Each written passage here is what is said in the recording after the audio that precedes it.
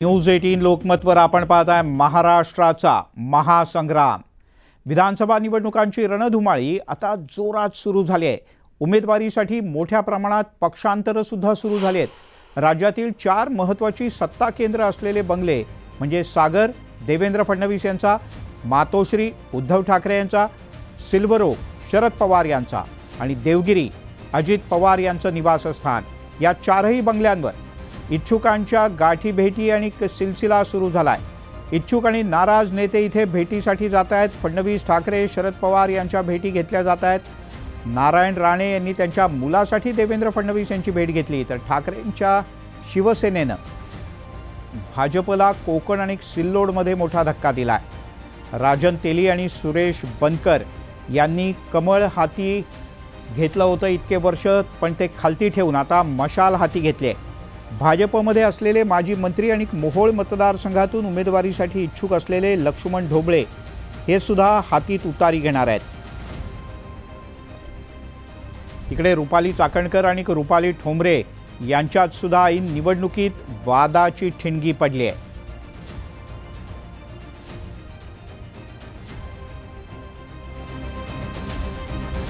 उपमुख्यमंत्री देवेंद्र फडणवीस यांच्या सागर या शासकीय निवासस्थानी भेटीगाठींसाठी इच्छुकांचा सिलसिला सुरू आहे। कुडाळ मालवण मतदारसंघातून निलेश राणे इच्छुक आहेत। नारायण राणे यांनी याबद्दल सागर बंगल्यावर जाऊन फडणवीस यांची भेट घेतली। पालघरमधून राजेंद्र गावित इच्छुक आहेत, त्यांनीही सागर बंगला गाठला।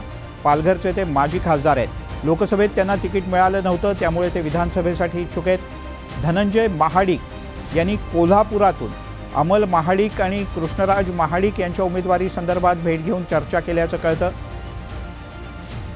तर तिकडे सदाभाऊ खोत हे वाळवा मतदारसंघातून उमेदवारी मिळावी यासाठी इच्छुक आहेत।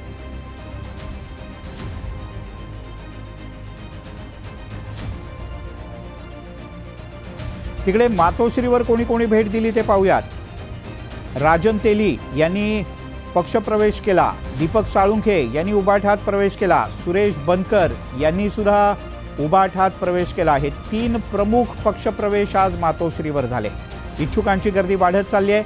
मातोश्रीवर इच्छुकांची गर्दी वाढल्यानं स्वाभाविकपणे उद्धव ठाकरे यांनी भाजपला जोरदार धक्का दिलाय। सावंतवाडीतून भाजपचे नेते राजन तेली यांनी पक्षाला रामराम ठोकला। तिकडे दीपक साळुंखे आणि सुरेश बनकर यांनी सुद्धा शिवसेना उबाठात प्रवेश केलाय। त्यामुळे सांगोला आणि अन्य ठिकाणूनही आता मोठ्या प्रमाणात प्रवेश होत आहेत।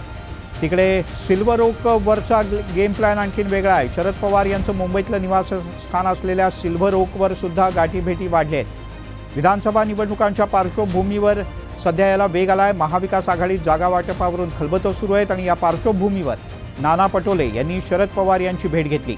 भेटीत जागा वाटपावर महत्त्वाची चर्चा झाल्याची माहिती आहे। भाजपचे लक्ष्मण ढोबळे हे सुद्धा आता भाजपतून बाहेर पडून तुतारी हाती घेत आहेत। ढोबळे लवकरच शरद पवार यांच्या राष्ट्रवादीत प्रवेश करतील, तर नाना पटोले यांनी आघाडीतला तिढा सोडवण्यासाठी शरद पवार यांची भेट घेतली। विधानसभा निवडणुकांची रणधुमाळी वेगात सुरू होते। 288 मतदारसंघात युती आणि आघाडीतून कुणाला उमेदवारी मिळणार याबद्दल अजूनही अनेक नावांवर शिक्कामोर्तब झालेलं नाही। त्यात जागा वाटपाच्या फॉर्म्युल्यात सिटिंग उमेदवाराला जागा दिली जाणार असल्यानं विविध पक्षातल्या इच्छुकांमध्ये नाराजी आहे। नाराजांनी आता विद्यमान पक्षाला रामराम करत नव्या पक्षाची वाट धरायला सुरुवात केली आहे। दिवसभरात सर्वात मोठ्या घडामोडी झाल्या। भाजपचे नेते राजन तेली यांनी मशाल हाती घेतली। भाजपला रामराम करत त्यांनी शिवबंधन हाती बांधलं। तेलींच्या पक्षप्रवेशामुळे सावंतवाडी मतदारसंघात दीपक केसरकर विरुद्ध राजन तेली असा थेट सामना होणार हे निश्चित झालंय। सांगोल्यात शहाजी बापू पाटील हे विद्यमान आमदार आहेत। ही जागा शिवसेनेला सुटणार आहे, त्यामुळे राष्ट्रवादी काँग्रेसमधील इच्छुक दीपक साळुंखे यांनी उबाठाची वाट धरली आहे। दीपक साळुंखे यांनी शिवसेना उबाठा गटात प्रवेश केला आहे।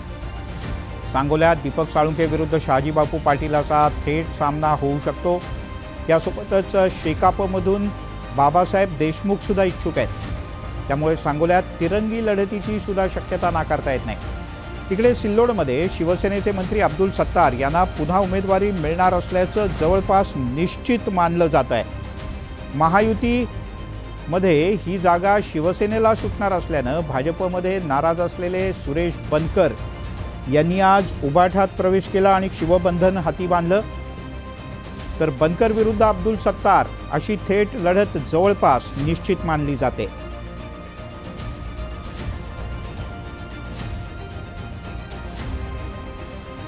तिकडे पिंपरी चिंचवडमध्ये उद्धव ठाकरे यांनी एक वेगळाच प्लॅन केला आणि अजित पवार यांच्या राष्ट्रवादीला आणखीन एक धक्का दिला। राष्ट्रवादी काँग्रेसचे नेते मोरेश्वर बोंडवे यांनी शिवसेना उभाठात प्रवेश केलाय, त्यामुळे ही जागा शिवसेना उभाठाला सुटणार असल्याचं बोललं जातं आणि बोंडवे हे उमेदवार असू शकतात उभाठाचे। राष्ट्रवादी काँग्रेसकरता धक्का मानला जातो। पुढे मोहोळमधून सुद्धा अशाच प्रकारची परिस्थिती आहे। मोहोळमधून लक्ष्मण ढोबळे जे मूळचे राष्ट्रवादीचे आहेत ते मधल्या काही काळात भाजपसोबत गेले होते, त्यावेळेला कार्यकर्त्यांनी नाराजीचा सूर आळवला होता, पण आता पुन्हा एकदा लक्ष्मण ढोबळे यांनी भाजप सोडून शरद पवार यांच्यासोबत जाणं पसंत केलंय। तिकडे विधानसभा निवडणुकांच्या जागा वाटपावरून महाविकास आघाडीत मोठी बिघाडी झाली आहे। ठाकरे गट आणि काँग्रेसमध्ये जागा वाटपावरून फाटल्याची माहिती सूत्रांनी दिली आहे। काँग्रेस प्रदेशाध्यक्ष नाना पटोले यापुढे महाविकास आघाडीच्या जागा वाटपाच्या बैठकीला असतील तर या बैठकीला जाणार नाही असा आक्रमक पवित्रा ठाकरे गटाच्या नेत्यांनी घेतलाय। अर्थात संजय राऊत ठाकरे गटाच्या वतीनं चर्चा करण्यासाठी जात असतात। महाविकास आघाडीतलं हे जागा वाटप नाना पटोले यांच्या अडमुठ्या भूमिकेमुळे अडचणीचं ठरतंय असं शिवसेनेचं म्हणणं आहे। विदर्भ हा महाराष्ट्राचा भाग आहे, ते का स्वतंत्र संस्थान नाही कोणाचं। विदर्भामध्ये राष्ट्रवादी काँग्रेस सुद्धा त्यांचे खासदार जिंकलेले आहेत, शिवसेनेचे खासदार जिंकलेले आहेत। अगदी स्पष्टच बोलायचं, रामटेकसारखी निवडून आलेली 6 वेळा निवडून आलेली जागा आम्ही काँग्रेसला दिली आहे। अमरावतीची जागा आमची हक्काची आम्ही काँग्रेसला दिली। त्या बदल्यामध्ये आम्ही काही अपेक्षा ठेवला विधानसभेला तर त्यात चुकीचं असं मला काय वाटत नाही। प्रत्येकाला आपले पक्ष वाढवायचे टिकवायचे। लोकसभेची जागा आम्ही जर दिली आहे एखाद्या पक्षाला आणि ती जिंकलेली जागा, तर नक्कीच आमच्या कार्यकर्त्यांच्या भावना आहेत की त्या भागामध्ये आम्हाला एक दोन जागा विधानसभेच्या जास्त मिळाव्यात आणि भरपाई व्हावी। तेच अमरावतीच्या बाबतीत संजय राऊत साहेबांनी जे सांगितले की त्यांचे नेता उद्धवजी आहेत, त्यांना उद्धवजीला माहिती द्यावं लागतं। जितेंद्र असतील किंवा जयंत पाटील असतील त्यांना माहिती पवार साहेबांना द्यावं लागतं। आणि आमची नेमणूक जी केलेली आहे मल्लिकार्जुन खरगे साहेबांनी राऊतजींनी केलेली आहे। आमच्या नेत्यांना आम्हाला माहिती द्यावं लागतं जे काही झालं ते। अगदी हायकमांड बसून हे सगळे निर्णय करणार।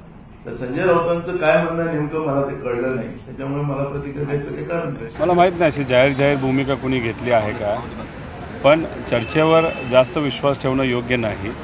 इथं सर्वच नेते एकत्रित बसून फायनल करणार आहेत आणि शेवटी एखादा निर्णय इथं एखाद्या पक्षाचा झाला, पक्षश्रेष्ठींकडे सुद्धा चर्चेसाठी त्या लोकांना जावं लागणार आहे। जसं काँग्रेसला दिल्लीमध्ये असणारे जे प्रमुख नेते आहेत त्यांच्याशी चर्चा करावी लागेल, पण मला असं वाटतं की आमचे सर्व नेते हे महाराष्ट्राचा विचार करत लवकरात लवकर हे सर्व उमेदवार निश्चित करतील।